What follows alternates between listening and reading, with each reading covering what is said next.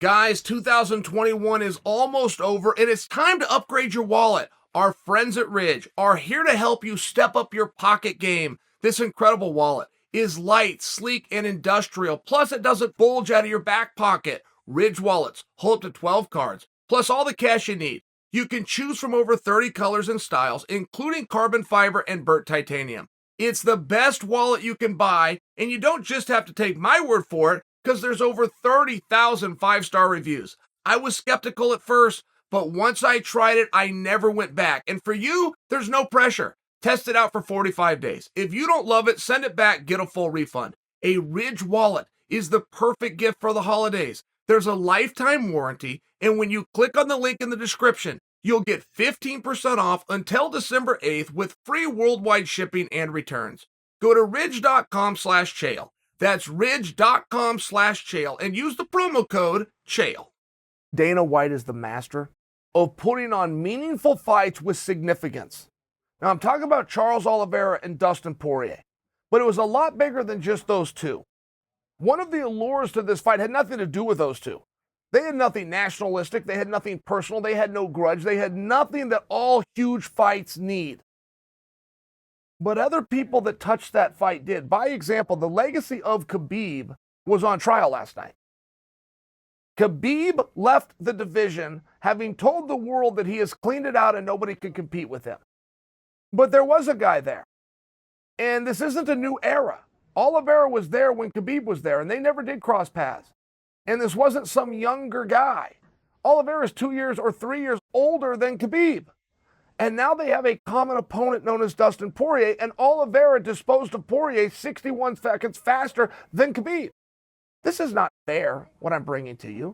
That is not fair to draw Khabib into this.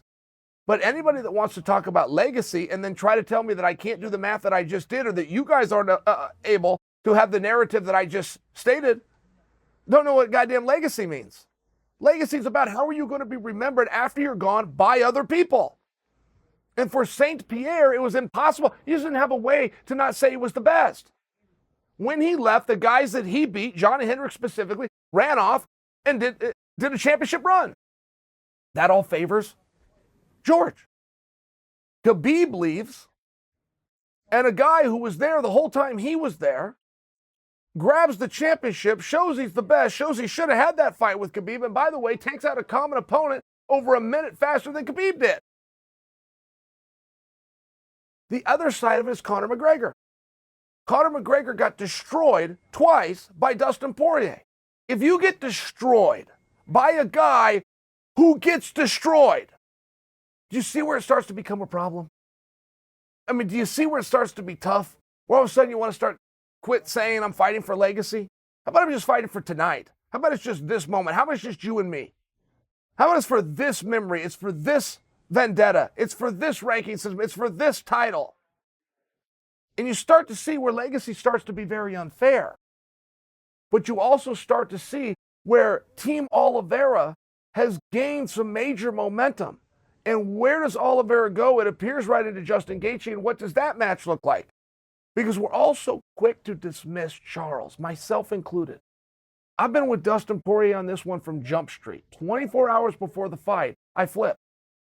I was in bed. It was like I had an epiphany. I was in Vegas getting ready to go over the weigh-ins, and it just dawned on me, oh my goodness, I've never bet or suggested you guys bet on anyone unless they could meet the following criteria. Between these two athletes of Dustin Poirier and Charles Oliveira, who has more ways to win? Whoever has more ways to win. I don't have to universally pick them. I just do. And Dustin Poirier had one way to win. Get him tired and outbox him. Oliveira could fight anywhere, including on his back or on top. And we all knew if Oliveira gets on top, whatever round he gets on top in, he will stay on top for that round. He will win that round. Oliveira is 3 takedowns away from beating Dustin Poirier. Then the question only became, can Oliveira go with him on the feet? Oliveira is very tricky. He'll hit the knees. He'll hit the spinning stuff. He's real good. Tony Ferguson-esque with those real sharp elbows. Not to mention he can box a little bit, just as Michael Chandler. Is he as good as Dustin Poirier, who Teddy Atlas himself, the most respected name in all of boxing, said he believes Dustin Poirier is the best boxer in all of MMA? I mean, what do you do, right? I get it. I picked Dustin too. 24 hours before the match, it dawned, wait a minute. Dustin doesn't have very many ways he can beat this guy. It's just a matchup issue. That's all it was a matchup issue. That we need to be a little bit more respectful to Charles Oliveira. He's proven his point. He is the king of the toughest division in the sport.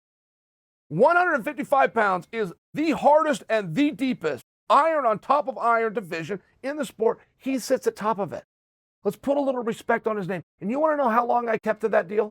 You guys want to know how long? I kept to it until I got asked, and it was 2 questions later, who I think is going to win between Gaethje and Oliveira. I was already off Oliveira. I already let it go. I couldn't keep my own damn deal. I just couldn't do it. Oliveira gets hit a lot, and he gets hurt when he gets hit. Justin Gaethje hits people a lot, but they stay hurt when Justin hits them. I mean, it's one of those things. We got plenty of time to break this match down. It's just a matter of what does Oliveira need to do. I don't think it's fair what I'm saying right now. I don't think it's fair that I'm saying I think he's going to lose his next fight. I picked against him in this one all the way up until 24 hours before. I don't think that's fair. He is the champion of the hardest division in the sport.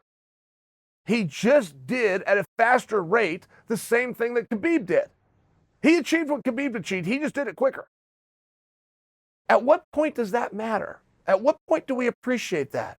Does he have to do it 3 or 4 more times? Does he have to go through Gaethje and Islam or Benny to do it? Is that the answer? Or does he need to grab a microphone and start cutting some promos and being a little bit interesting? Is that the answer? Or does he need to be rough around the edges and one of these hard guys? I don't know if I'd want to bump into him. Because perception definitely outweighs reality. So what do? For this moment, you tip your hat to Oliveira. You acknowledge a fair fight. Rightful winner. And then you look forward to Oliveira versus Justin Gaethje.